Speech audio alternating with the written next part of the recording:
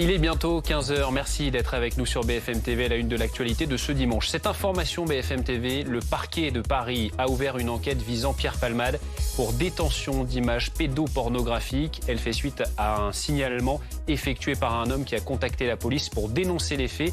Les explications dans un instant avec Vincent Ventiguen. Concernant l'accident grave de la route provoqué par Pierre Palmade, le journal du dimanche fait de nouvelles révélations. L'un des passagers de la voiture du comédien venait d'être condamné à la prison dans le cadre d'une précédente affaire de drogue datant de 2021 et dans laquelle Pierre Palmade avait été auditionné. On en parle dans un instant. Et puis le projet de réforme des retraites, Philippe Martinez vent debout contre la France insoumise. Sur BFM TV, le secrétaire général de la CGT a reproché à LFI d'avoir fait de l'obstruction parlementaire et de vouloir, je cite, s'approprier le mouvement social.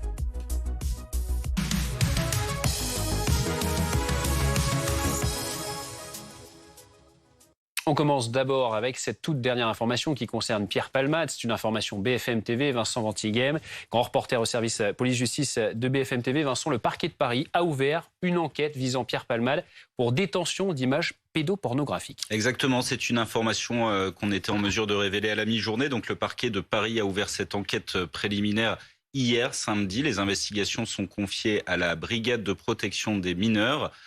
Et cette ouverture d'enquête fait suite en fait à un signalement, c'est-à-dire que c'est un homme qui a contacté la police hier en précisant qu'il avait en sa possession des éléments, notamment des éléments audio et vidéo, laissant penser que Pierre Palmade détenait des images à caractère pédopornographique. Vu la gravité des faits, le parquet a immédiatement décidé d'ouvrir une enquête préliminaire. On l'a dit. Pourquoi à Paris? Tout simplement parce que Pierre Palmade possède une adresse à Paris et que le parquet de Paris est donc territorialement compétent pour enquêter sur ces faits. Ce qu'il faut préciser également dans ce dossier, c'est que là, la première tâche des enquêteurs, ça va être de vérifier l'authenticité des éléments en possession de cet homme, la véracité de ces faits, de voir de quoi il retourne. Et donc c'est une autre affaire, vous nous confirmez, qui vient d'être ouverte. Elle est différente de celle qui implique Pierre Palmade dans le cadre de cet accident de la route provoqué le 10 février dernier. Exactement, on en est à 3 enquêtes désormais qui visent l'humoriste, puisque la première, et c'est sans doute celle dont on a le plus parlé sur le plateau de BFM, mais aussi toute la semaine dans les médias, c'est cette enquête ouverte par le parquet de Melun pour homicide involontaire après l'accident de la circulation qui a fait 4 blessés très graves. On sait qu'en parallèle, le parquet de Melun a également ouvert une enquête pour trafic de stupéfiants. C'est une enquête qui est cette fois confiée aux gendarmes. Pourquoi? Tout simplement parce que l'humoriste et également les 2 passagers qui étaient dans son véhicule ont admis avoir consommé des produits stupéfiants pendant une très longue durée, ont admis avoir acquis ces produits, ce qui constitue un délit. Et aujourd'hui, on est donc en mesure d'indiquer qu'une 3e enquête est ouverte, cette fois pour des faits totalement différents. Il s'agit donc de détention d'images à caractère pédopornographique, des faits qui peuvent être punis d'une peine de 5 ans de prison et 75 000 € d'amende. Vincent, pour bien comprendre, ça veut dire, dans le cadre de cette enquête, que quelqu'un a donc filmé Pierre Palmade en train de regarder des images. C'est en tout cas ce qu'indique cet homme. On n'est pas dans le cadre d'une perquisition qui aurait pu avoir lieu chez Pierre Palmade. Exactement, et vous avez raison de poser la question, parce que pour bien différencier les choses, dans l'enquête sur le trafic de stupéfiants qui est menée par les gendarmes, on sait qu'il y a eu une perquisition chez Pierre Palmade. On sait notamment qu'ils ont saisi son téléphone portable. Mais ce n'est pas en analysant ce téléphone et en regardant son contenu qu'ils ont découvert des images à caractère pédopornographique. On est sur complètement autre chose.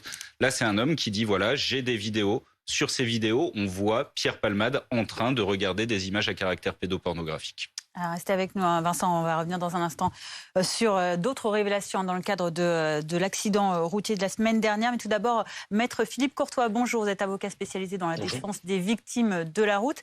Alors, on va attendre de bien être sûr de ce qu'a dit cette personne, de savoir si c'est vrai. Mais est-ce que ça peut nuire, si c'est avéré, à Pierre Palmade ? Non, aucunement. Et sincèrement, le commenter, je veux bien, mais je ne suis pas chroniqueur d'une émission particulière. L'intérêt, je ne le vois pas. Que ce soit rendu public, je peux l'entendre parce que c'est une célébrité, et il faudrait que ce soit d'ailleurs. Mais dans ce cas-là, qu'on mette en lumière d'autres personnes, les inconnus, qui font la même chose. Là, dans le cadre de l'accident, non. Sincèrement, et je vais être tout à fait honnête, je ne pense pas que les victimes qui sont soit dans leur lit d'hôpital, soit chez elles, à attendre le réveil de leur époux, aient besoin de savoir ce genre d'informations. C'est plus sur leur santé qu'ils ont besoin d'avoir un réconfort qu'autre chose. Ça ne peut pas jouer du côté de la justice. C'est-à-dire que la justice ne peut pas se dire, par exemple, dans le cadre de l'enquête sur l'accident, il y a un élément en plus qui vient de s'ouvrir. Ça ne peut pas biaiser, entre guillemets, le travail de la justice.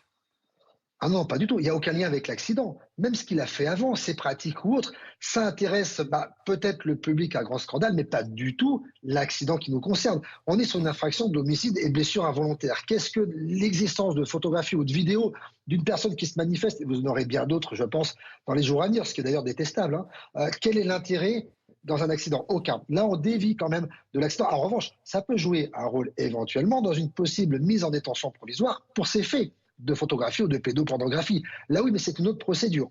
C'est tout à fait annexe par rapport à l'accident qui nous concerne. Oui, c'est bien ce qu'on a précisé depuis le début. On le dit bien, en effet, ce sont des affaires distinctes, mais qui concernent donc Pierre Palmade. Techniquement, justement, par rapport à ces déclarations, donc à vérifier, comment est-ce que ça peut se passer? Est-ce qu'on peut venir chercher Pierre Palmade dans son service d'addictologie, là où il est admis donc depuis vendredi, pour l'entendre sur ces images à caractère pédopornographique? Bon, en principe, on peut très bien faire une nouvelle garde à vue pour cette nouvelle infraction, et les enquêtes, en service d'enquête parisien, peuvent se déplacer. Tout va dépendre également, ça va se chevaucher avec l'appel par le parquet sur la non-détention de M. Palmade. Ils ne vont pas l'entendre tout de suite. Je pense que l'enquête, il faut déjà vérifier l'authenticité, vérifier aussi les dires de cette personne. Je ne suis pas l'avocat de M. Palmade, mais sincèrement, c'est deux choses totalement différentes. L'intérêt premier pour M. Palmade, c'est détention ou contrôle judiciaire. Mais voilà, c'est vraiment deux affaires totalement différentes. On ne peut pas considérer que je vais être tout à fait honnête, c'est pas parce qu'il aurait fait ça que l'accident s'est causé, encore une fois. Donc, il faut pas... Non, bien sûr, on dit pas ça. Non, bien sûr, et c'est ce qu'on répète depuis tout à l'heure. Effectivement, il y a bien deux enquêtes, c'est bien deux choses distinctes. Vincent. Oui, Philippe Courtois a tout à fait raison de le rappeler. On est sur des faits qui sont totalement différents. Ouais. En revanche, là où c'est intéressant, c'est ça éclaire sur la personnalité de Pierre Palmade, et vous allez comprendre pourquoi j'évoque cela à l'instant. On nous explique qu'en fait, Pierre Palmade, de par sa consommation importante de produits stupéfiants, se retrouvait régulièrement dans une forme de milieu interlope avec des personnes parfois mal intentionnées qui lui fournissaient des produits stupéfiants, mais qui aussi, à certains égards, pouvaient le filmer dans des positions compliquées ou dénoncer des faits. Et on est là-dedans aujourd'hui. Donc ce qu'on nous indique, c'est que ça fait partie du milieu dans lequel Pierre Palmade... Là, c'est pédopornographie, c'est encore un autre stade. Là, on passe des soirées sexuelles avec de la drogue. Exactement, mais si l'on parle de ça, c'est parce que, et on le sait, au mois de janvier, un homme a été arrêté parce qu'il tentait de faire du chantage à la sextape envers Pierre Palmade. Il lui avait dit, j'ai une vidéo compromettante de toi, si tu ne me donnes pas 4 000 €, je la balance au grand public. Là, on est sur autre chose. Quelqu'un qui, d'ailleurs, a dénoncé les faits à la police et n'a pas tenté de faire pression sur Pierre Palmade, du moins c'est en tout cas les informations dont nous disposons à l'heure actuelle, parce que les faits dénoncés sont très graves. Et c'est pour cette raison que le parquet de Paris a décidé d'ouvrir une enquête. On disait également en titre, il y a ces informations du journal du dimanche. On apprend qu'en 2021, Pierre Palmade avait déjà été entendu dans une affaire de stupéfiants, ainsi que l'un de ses passagers, Sambou G. Ce dernier qui a même été condamné à 1 an de prison avec sursis dans cette affaire début février, seulement 8 jours avant l'accident. Le récapitulatif de cette affaire avec Jules Boiteau. Une semaine avant l'accident impliquant Pierre Palmade, le deuxième passager, Sambou G, a été condamné à 12 mois de prison avec sursis, assorti d'un sursis probatoire de 3 ans pour trafic de drogue. Une condamnation accompagnée d'une interdiction d'entrer en contact avec Pierre Palmade. Mais le parquet fait appel, la décision est suspendue. Le jour de l'accident, rien n'interdisait donc à Sambou G d'être avec le comédien. Un homme que l'humoriste disait connaître depuis de nombreuses années. Le journal du dimanche révèle qu'en 2021, Pierre Palmade est auditionné car Sambou G, impliqué dans une affaire de stupéfiants, est en possession de sa carte bleue.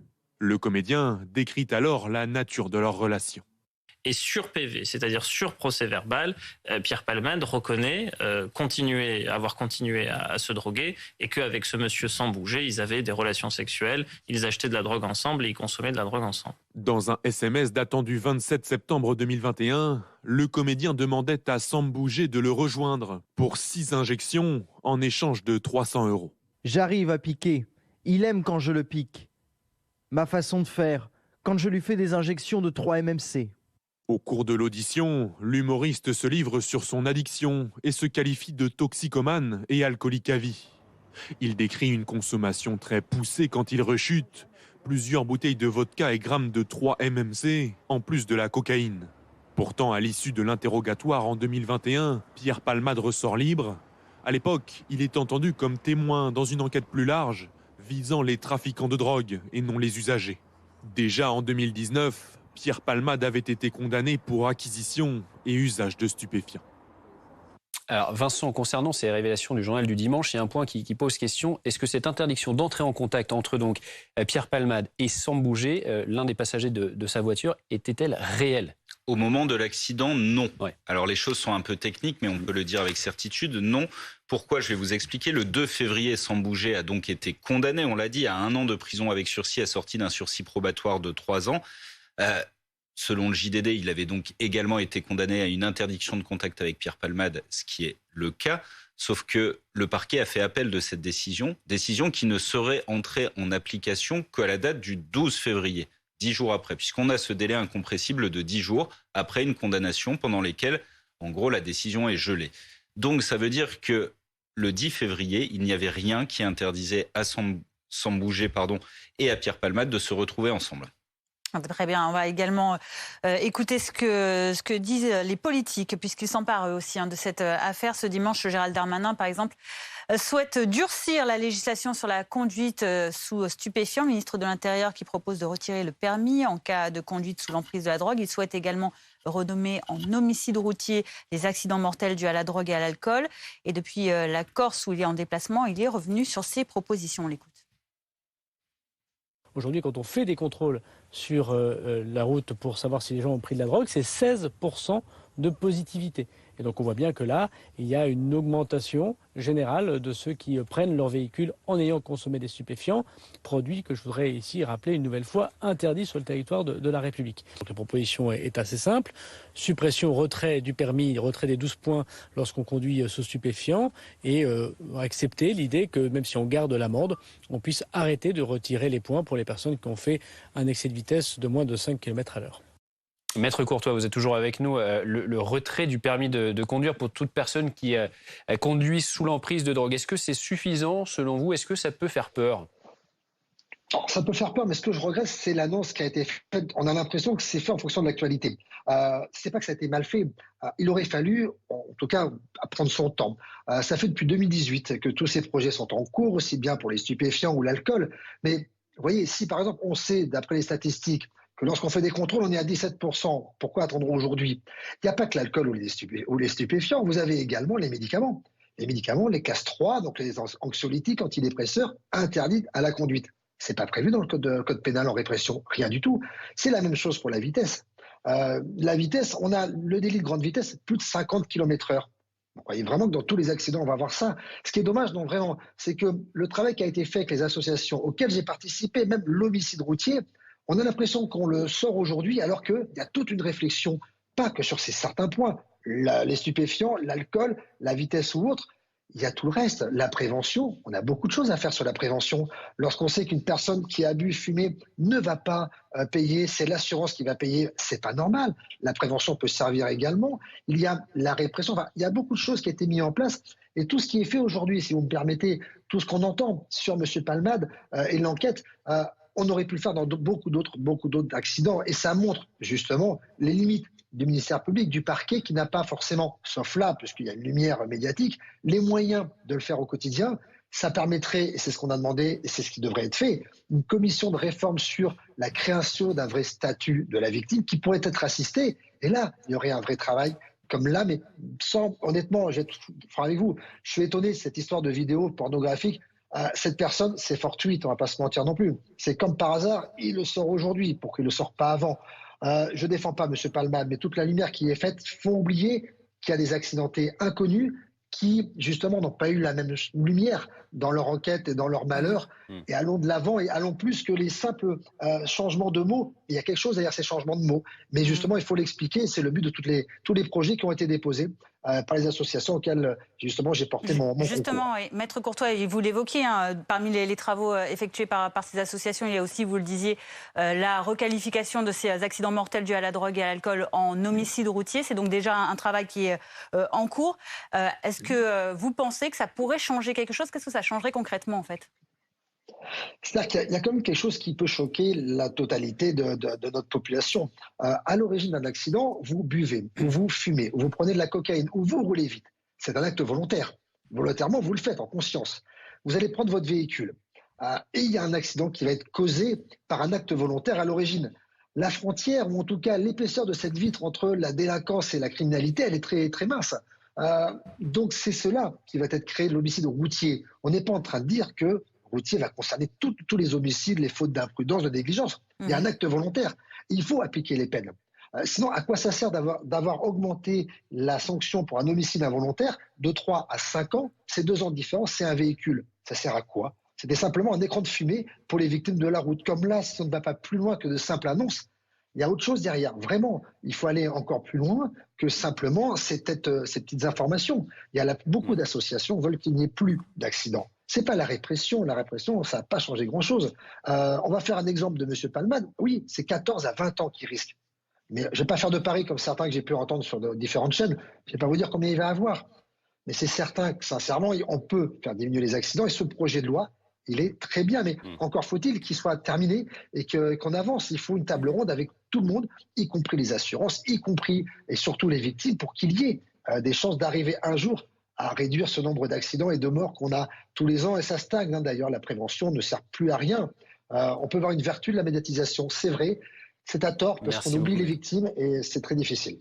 Merci beaucoup, maître Philippe Courtois, d'avoir été avec nous, avocat spécialisé dans la défense des victimes de la route. Alors, dans cette affaire, des drogues de synthèse ont été consommées. C'est un vrai danger selon les pouvoirs publics. On en parle avec Nicolas Simon. Merci d'être avec nous, médecin addictologue au centre hospitalier universitaire de Marseille, ex-président de l'Association nationale de prévention en alcoolologie et addictologie. Pierre Palmade aurait pris des drogues de synthèse avant de conduire et notamment de la 3-MMC. Qu'est-ce que c'est concrètement que la 3-MMC ? Alors, bonjour. La 3-MMC, c'est une catinone. Donc, c'est une nouvelle molécule. Enfin, nouvelle maintenant, ça remonte à quelques années, mais c'est une molécule qui est synthétique, dérivée d'une plante qui s'appelle le 4 et qui va avoir un effet stimulant. La molécule, le stupéfiant le plus connu qui pourrait s'en rapprocher, c'est la cocaïne, mais il faut se dire que c'est beaucoup plus efficace que la cocaïne. Ça décuple l'énergie, ça donne un sentiment de toute puissance avec une augmentation de l'euphorie, de la libido, mais c'est surtout une molécule qui est très fortement addictogène. Donc ça crée une addiction. Ce que je veux dire par là, c'est que l'individu va perdre le contrôle de la consommation de cette substance. Et quels seraient les effets si cette drogue était consommée, si l'une de ces drogues était consommée juste avant de prendre le volant ? C'est hyper stimulant, hein. Donc c'est quelqu'un qui va avoir un sentiment de toute puissance, un sentiment, je dirais, éventuellement d'une agitation extrême. Et si ce produit a non seulement été pris avant une fois, mais éventuellement de façon répétée, il peut y avoir effectivement des pertes de contrôle de conduite et puis des réactions des difficultés à piloter, hein, très, très clairement. Ce sont des gens qui, quand n'ont pas dormi des fois depuis 24, 48 heures, ils ont du mal à savoir où ils en sont et où ils sont, quoi. Merci beaucoup, docteur Simon, d'avoir été avec nous pour toutes ces explications donc, concernant ces drogues de synthèse. On continuera bien sûr cet après-midi à parler de cette affaire Pierre Palmade, des suites de cette nouvelle enquête qui est ouverte, on le rappelait aujourd'hui, par le parquet de Paris concernant ces images pédopornographiques. On va y revenir dans nos prochains journaux. L'actualité aujourd'hui, c'est aussi la réforme des retraites, avec notamment Philippe Martinez. Il est l'un de ceux qui mènent la bataille contre la réforme des retraites dans la rue, le secrétaire général de la CGT, qui était l'invité de BFM TV. Il reproche notamment à Jean-Luc Mélenchon et à la France Insoumise d'avoir fait de l'obstruction parlementaire. Écoutez.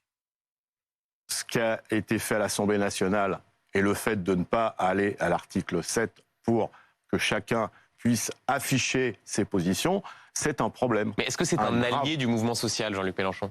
Quand il fait des choses comme ça, non. Il ne favorise pas la clarté des débats, la clarté des positions, et ça perturbe effectivement un certain nombre de salariés qu'on croise. Mais qu'est-ce qui se passe ? Pourquoi ? Machin. Alexis Cuvillier du service politique de BFM TV est avec nous. On voit que dans ce dossier, dans cette affaire, sur cette réforme des retraites, Jean-Luc Mélenchon, il a l'air d'agacer finalement pas mal de monde. En effet, Philippe Martinez n'a pas mâché ses mots pour contester la stratégie adoptée par Jean-Luc Mélenchon à l'Assemblée. Alors certes, il redit que selon lui, le premier responsable de ce débat tronqué, c'est le gouvernement qui a choisi une procédure accélérée pour les débats, mais il répète que le mouvement syndical s'est exprimé dès le début en faveur d'un débat au Parlement sur la mesure du report de l'âge, une façon selon lui de mettre tous les députés face à leurs responsabilités. Pas de grande nouveauté dans ses propos, les deux hommes sont notoirement en mauvais termes. Cela fait très longtemps que je n'ai pas parlé à Jean-Luc Mélenchon, a d'ailleurs redit Philippe Martinez tout à l'heure, en cause notamment les interrogations qui avaient pu être exprimées par le chef de file de la France Insoumise sur le rôle des syndicats dans les mobilisations. Jean-Luc Mélenchon qui a réagi il y a quelques minutes en exprimant son agacement suite à ces propos de Philippe Martinez sur notre antenne. Oublions ces propos diviseurs, dit Jean-Luc Mélenchon sur son compte Twitter. Merci aux députés qui ont bloqué l'adoption de la retraite à 64 ans. Pour réussir le 7 mars, il faut être unitaire. Ce qui est intéressant à signaler, c'est qu'au même moment que Philippe Martinez, le secrétaire national du Parti communiste Fabien Roussel s'exprimait, lui, chez nos confrères de France 3 pour dire tout le bien qu'il pensait des syndicats. Il faut s'inspirer de l'intersyndicale, a dit Fabien Roussel.